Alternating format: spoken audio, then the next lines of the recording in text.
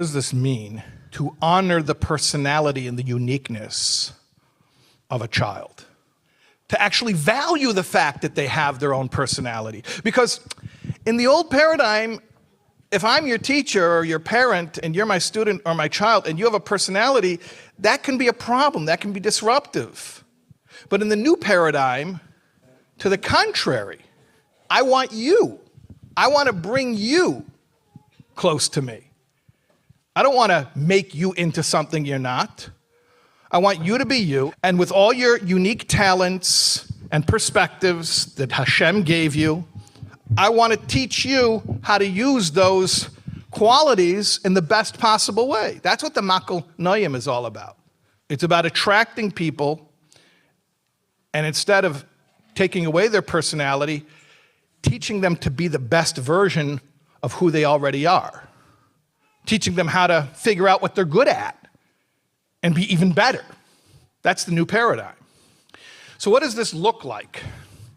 I'll tell you a story about the Lubavitcher Rebbe and a 19-year-old girl. There's a book called Guidance from the Rebbe by Peter Kalms from London, England. And again, this is a Crown Heights crowd, so I'm going to ask you, have you guys ever seen that book? Yeah? You ever noticed that the picture on the cover of the book is a drawing of the Rebbe? Yeah, it's a drawing of the Rebbe. It's like purple colored. Yeah, you know who drew that cover, that picture that's on the cover? The picture of the Rebbe was drawn by Peter Kalm's daughter, Tanya. She was an artist. She drew that picture. The second time she was in Yechidus, when she was 19 years old. The first time was when she was 16. And her father brought her into Yechidus.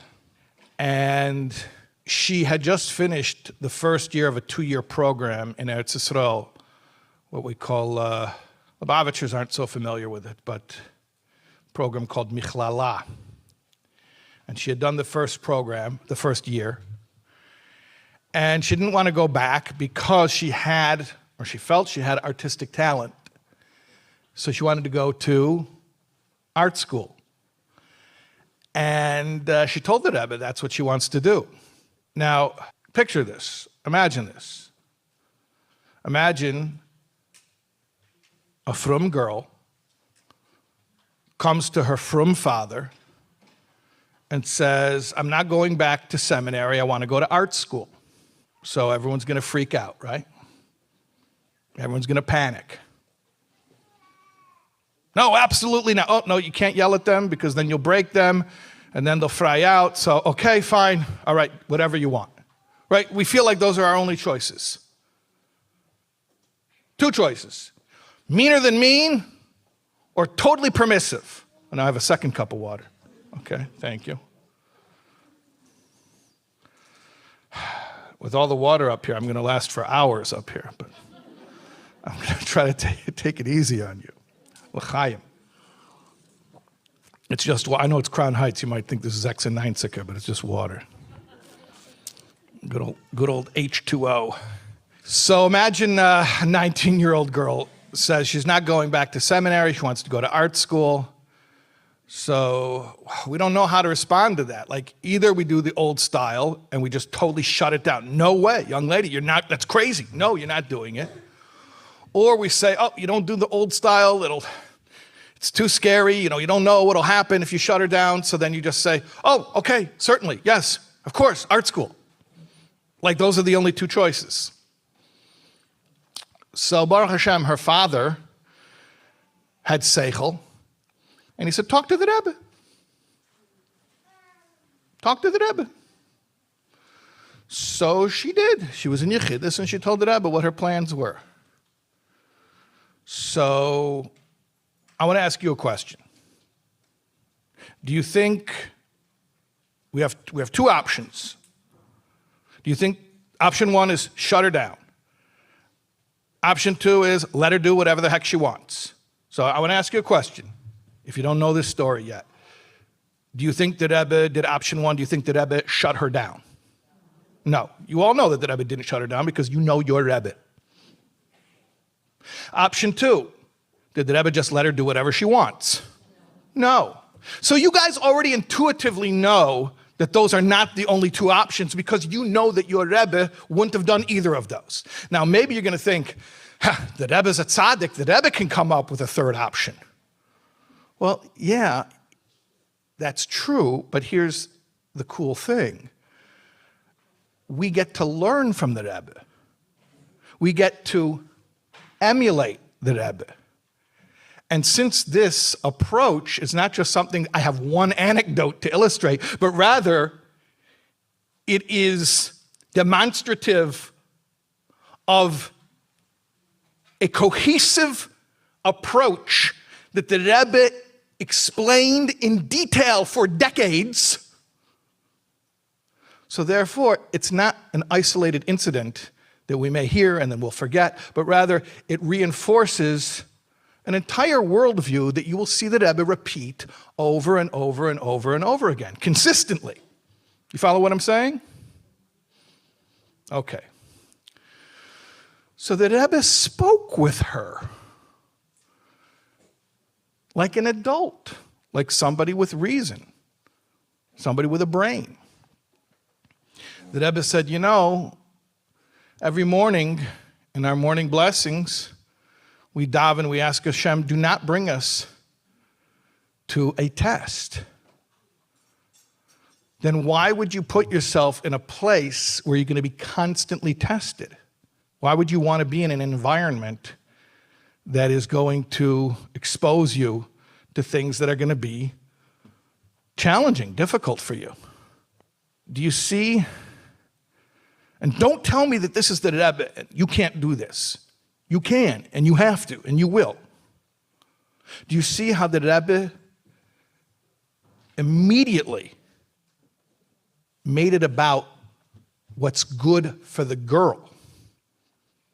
See, it's so hard to do this because if you have an ego, then children will push your buttons and they'll threaten your ego. And it's scary. And then what does the ego want to do? It wants to fight back.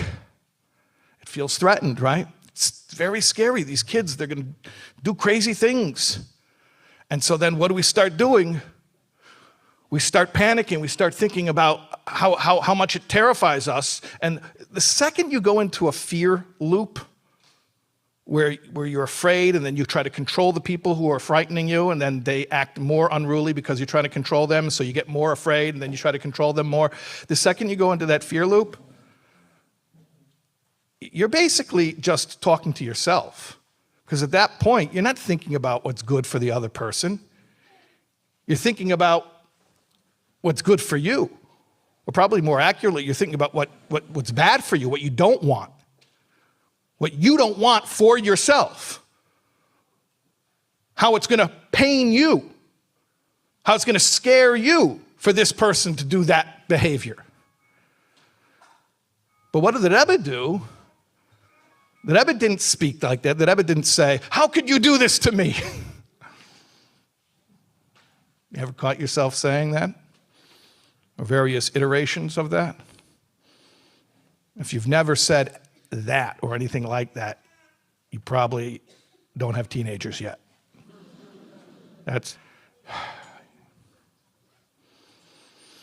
So, but the Rebbe didn't say, don't do this to me. The Rebbe said, don't do this to yourself. Why would you do this to yourself? You're going to cause yourself disharmony. I want to point out another thing there. So much to learn from this, but when the Rebbe is concerned that Tanya is going to cause herself conflict by going to art school and then be tested, there's an assumption, there's an underlying assumption that Rebbe is making. And it's a consistent assumption that the Rebbe makes about everyone that the Rebbe interacts with. And what is that assumption? The Rebbe is assuming, when the Rebbe says, if you, young lady, go to art school and you're exposed to these things that run counter to Yiddishkeit, it's going to bother you. What's the assumption there that Rebbe is making? That they care. That's right, that they care. That is one of the fundamental tenets of the Lubavitcher Rebbe's worldview. And you could say it in the way that we know how to quote it, and it almost doesn't mean anything because we've heard these words, that this combination of words so often, that a Jew cannot be torn away from God. Every Jew desires to remain Jewish and to do God's will. And we say them so often, they almost become like slogans. And they lose their meaning. So step back for a second and look when somebody really believes about somebody else, that they are a neshama, and that they want what's right, and they want what's good, and they want to be close to Hashem more than anything else. When somebody believes that about another person, you want to know what it looks like? It looks like the way the Rebbe spoke to 19-year-old Tanya. I'm concerned if you'll go to art school, it's going to bother you. It's not about me. It's about you. I know we all say that. It's not about me. It's about, no, the way that Rebbe is saying it, it's not about me. It's about you, my child. I don't want you to suffer. You understand? I just want to make sure that this is clear. Not just I don't want you to suffer, meaning you're going to become spiritually damaged, God forbid, and you'll suffer in ways that you don't even know about and you don't even care about. No, but what I'm saying is something that's much harder to say, and we really have to be super spiritual to be able to say it and mean it, which is, I know you, my child, and I know you are so sensitive, it's going to bother you. Not just deep down on a neshama level, but in a revealed way. It's going to cause you angst. It's going to cause you conflicted emotions. And I don't want that for you. You know, there's a letter that Rebbe wrote in English to someone who said that he was born a man, but he always felt like he should be a woman. It's a one-page letter in English, and I could sit and study that letter all night. But I'll just bring out one point from it that has to do with what we're talking about right now. And that is, at the end of the letter, the Rebbe says that if you find this troublesome, you should speak to a therapist, preferably a God-fearing one. In other words, the Rebbe is not saying, well, you're crazy, you got to talk to a therapist. The Rebbe is saying, I'm worried that you shouldn't feel distress. I want you to be comfortable. I want you to have somebody to talk this out with. Now, obviously, when you talk it out with somebody, I want them to be God-fearing. But that's, again, because I want you to actually get clarity so that you'll feel good. It's all about compassion. I should point out also in that letter, it's another thing that's consistent with something I'm pointing out about the Tanya story, and that is, what is the main point that Rebbe makes to this person writing this letter? That Rebbe says, in Torah, there are obligations for men and obligations for women. And if you do something that can make your status questionable, then you are going to confuse yourself. So remember that point I made earlier about the assumption, the great assumption that the Rebbe makes about all of us? The assumption that what? That you care. So the Rebbe tells this person, yeah, I think you want to be careful about changing your gender because you're going to cause yourself confusion. You won't know whether to put on tefillin or to light Shabbos candles. Now, who says they care? Who says they care? Maybe this person wasn't even religious. But do you understand the way that the Rebbe views all of us? And the way that we're supposed to view each other, really, because in chapter 32 of Tanya, we're supposed to see all of each other as souls. And if you see someone as a soul, well, what does a soul want? A soul wants to do what Hashem wants. Soul wants to be close to Hashem. So if you see somebody as a soul, what assumptions do you make about what they really want and what will bring them true happiness? You understand now there's no conflict between personal fulfillment and being Torah observant. There's no conflict. That's the old paradigm. The old paradigm is, you don't get that personal fulfillment. You have to be Torah observant. The new paradigm is, what do you think true personal fulfillment really is for a neshama? Being Torah observant. So the Rebbe tells Tanya, you're going to put yourself in a situation where you're going to be tested. It's not going to be pleasant for you. So she says back, and by the way, just the fact that a 19-year-old girl felt comfortable enough to push back and to answer the Rebbe, after the Rebbe made his point, the fact that she felt comfortable enough to answer, by the way, is to me the biggest miracle of the Lubavitcher Rebbe. Because I know plenty of parents whose children are not comfortable expressing themselves to them, whose children feel deep fear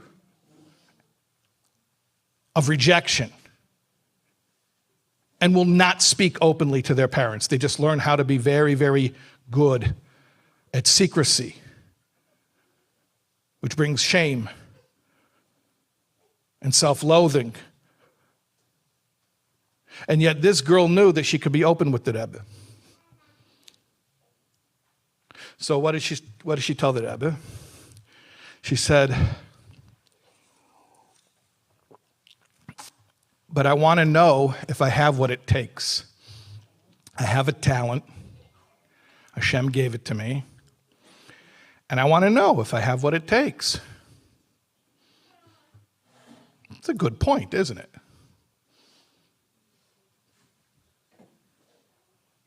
Now, if we were in fear mode and the 19-year-old made a good point, that would be terrifying. Oh no, she just made a good point.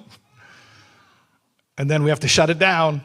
Well, I'm not talking any further about this craziness. But what did the Rebbe do? So the Rebbe said, well, that's a good point. And you should try to develop your artistic skills. But I'll tell you, actually, art schools aren't even the best place to do that. Actually, you don't get a lot of attention, and it's really mostly just about the culture over there, which is part of the concern also, the environment. If you're really interested in developing your skills, hire a tutor. Get one-on-one training. It'll be tailor-made for you. You'll actually get attention, and you'll get to develop your art. But again, that response that the Rebbe gave wasn't a push-off. That wasn't like, oh no, I'm so afraid this kid's going to do something. I got to figure out a way to thwart it. I got to figure out a way to create an obstacle. The Rebbe was able to offer her that solution because the Rebbe is still in the mode of, it's not about me, it's about you. How can I help you? How can I best facilitate your growth? How can I best help you to be the best version of yourself? And if you say being an artist is part of your gift to Hashem and part of your fulfilling your potential that God gave you, great, let me help you do that. But let me really help you do that. Why don't you hire an art tutor? The story isn't over, though, because the Rebbe says to her, you wrote in your letter. You know how Yechidus would work. People would bring in a letter because a lot of people would be tongue-tied. Baruch Hashem, 19-year-old Tanya was not tongue-tied, and she was able to talk with the Rebbe. But a lot of people wouldn't really be able to remember what they wanted to say, so they would bring in a letter. And the Rebbe would read the letter. They say that the Rebbe would put the paper on a pencil and scroll, like he would twist the pencil and scroll the paper like this and read it line by line very quickly. So at this point, the Rebbe referred to Tanya's letter and says to her, and this part is mind-blowing because, again, if you are the parent here in this situation, you just closed the deal. You shot down the scary art school idea. You offered her an alternative. She's ready to take the alternative. Like, leave it alone. But see, that's fear-based. That's, I'm afraid of what you might really want.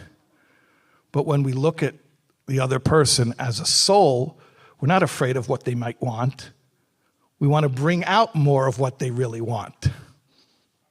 We're not threatened by our children's personalities. We cherish their personalities and want them to develop them as much as possible. So even though technically, from a negotiation standpoint, the Rebbe had won, the Rebbe said at this point, in your letter, you said a word that I didn't like. You said that you are committed to Chabad. This 19-year-old girl writing to the Rebbe and telling the Rebbe, I'm committed to Chabad. What's wrong with that? The Rebbe said, and this is very interesting, in Lubavitch, we don't like commitment. We like inspiration. We can't make people do anything. We show them the truth, and then we hope that they will do what's best. So I don't want your commitment. I want you to make a decision that you think is right. Tell me how many of us here are brave enough to say that in that exact same scenario. Where did the Rebbe's bravery come from? And I hope I'm not being overly presumptuous. I think it's obvious. How did the Rebbe have the courage to tell this girl, I don't want to force you to do anything. I want you to do what you believe is right in your own heart. How did the Rebbe have the confidence to allow her to do that? Because the Rebbe had confidence in her. So you can't look down at people and be suspicious of their motives and at the same time trust them. The two don't go together. If you're suspicious of somebody and you think that they have nefarious motives that you need to thwart and present obstacles to, so the best you're going to be able to do as a parent, as a teacher, is to just control them in spite of themselves, which may be the old paradigm of the Makol Chevlin. But in the new paradigm of the Makol Noyim, where instead of Rotzein and sheer willpower, it's now Tainug and pleasure, we can relax and allow our children to be themselves because we have faith that their true selves are something wonderful. Because we believe that there's a neshama. We believe that that is the true identity of every Jew. We don't just say it, we feel it. And it totally changes the entire rapport. The Rebbe wouldn't have been able to have that conversation with Tanya if he was suspicious of her motives, if he looked down at her, if he thought she didn't really care. She's just a teenager. She just wants to have fun. She's selfish. You know, teenagers, they don't care about anybody else. They're not respectful. You see the results. What happens when we think of people in terms like that? We break people. And in the end, we don't even get what we think we wanted anyways. Because either they're broken, and how well can they really function when we've broken them? Or they do the sensible thing and they resist being broken, their survival mechanism kicks in, and they run away and they rebel. And now out of survival, out of sheer survival, they throw off the yoke. And whose fault was it really? It was ours because we were overly oppressive for no reason. But you understand, I want to make sure this is very clear. the alternative to being domineering and overly oppressive and shame-based and forceful, the alternative to that is not just dropping everything and saying, do whatever you want. The alternative is the makal noyam. Lead with love, lead with pleasure, lead with joy, lead with attraction. Lead, yes, lead. Show them the way to go. Give them goals. Tell them your opinion. Share your experience. You're older and wiser. But do it with love and do it with concern for them, not out of fear for what's going to happen to you if they don't listen. Hey, this is Shais Taub. You were just watching a clip from this class. If you want to get the full context, the full class that this clip that you just watched was from, you watch right here. Click right